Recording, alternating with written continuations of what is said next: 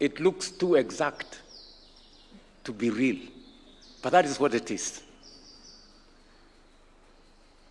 We would have moved earlier, but as many of you know, our privatization initiatives encountered some headwinds. Around the same time, we sought to expand, for example, the Jomo Kenyatta International Airport through a public-private partnership. That proposal also met very strong resistance.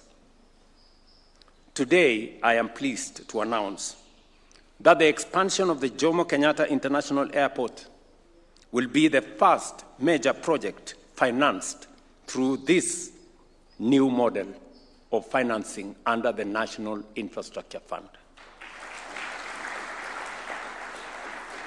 Just so that you know, and again, it looks too exact to be real, we just announced the contract for the expansion of Jomo Kenyatta International Airport. Between 15 and 20 billion shillings from the National Infrastructure Fund, from the proceeds of the Kenya Pipeline IPO, will go to financing the seed money for the expansion of Jomo Kenyatta International Airport. We will put in our 15 or 20 billion, pension funds, insurance companies, other collectives. You have the opportunity to invest. We are not talking about next year.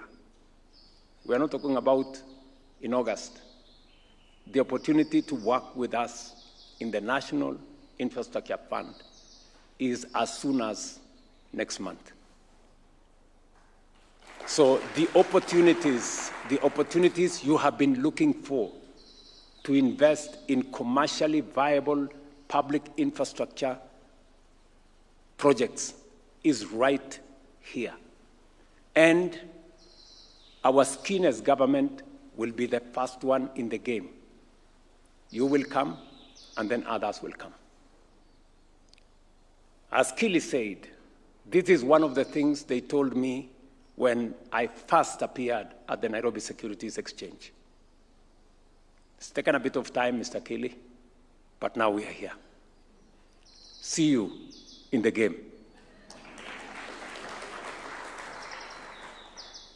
The potential for domestic capital is immense. You've just heard the numbers. We have 2.81 trillion of Kenyan money that is available from our pensions and our other collectives. This is money, patient money, that can be used for our national development. Pension money is for pensioners, but pensioners have children.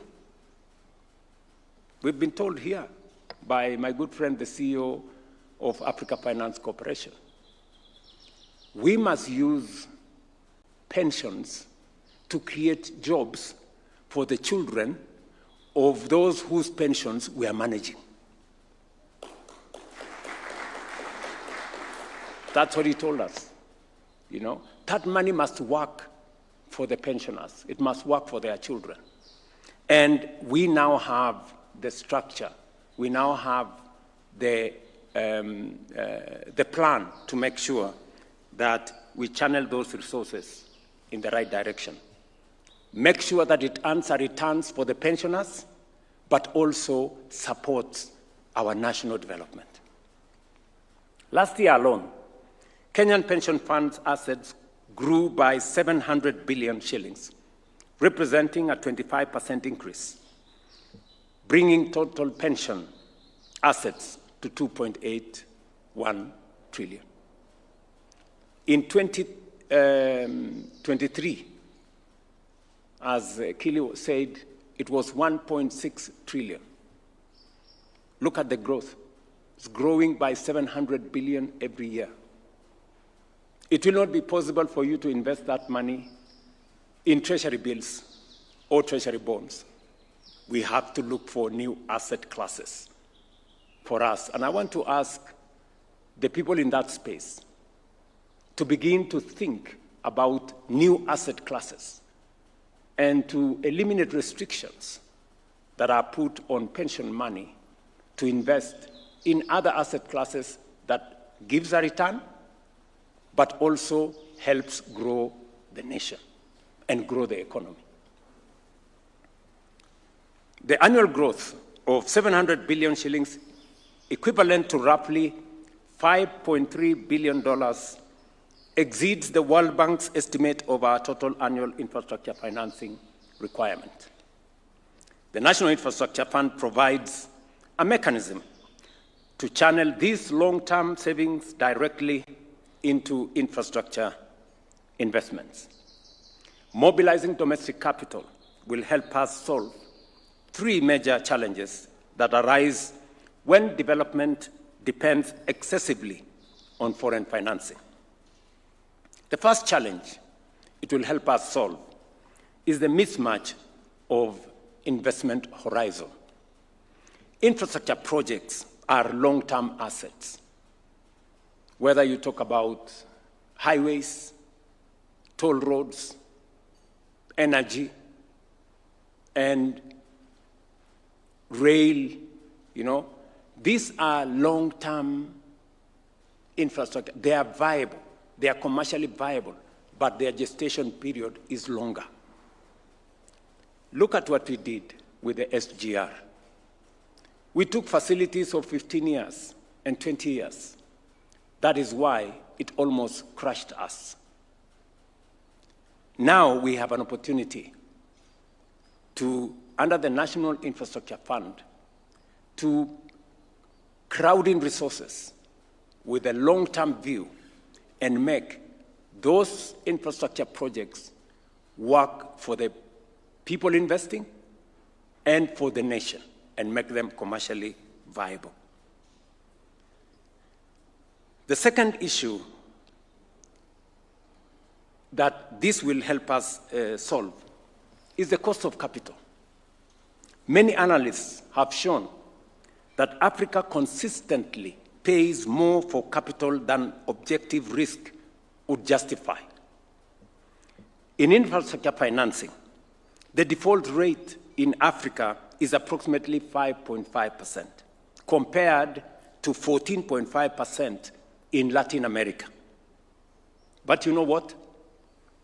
International investors typically demand returns that are about 5 percentage points higher in Africa than in Latin America.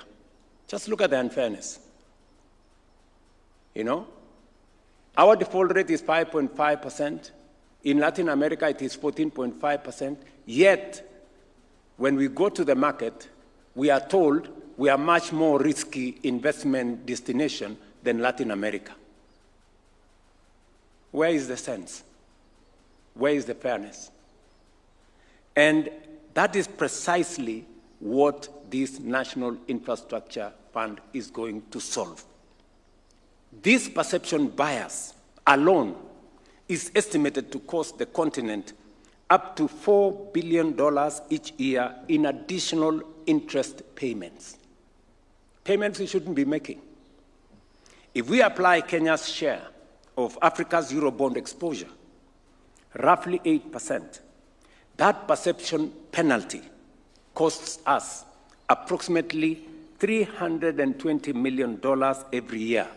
That is 42 billion shillings every year that we are paying more than we should be paying merely because we have a perception penalty. The National Infrastructure Fund will erase that perception penalty because we will be mobilizing our resources from here. And nobody is going to tell us about a risk that does not crystallize.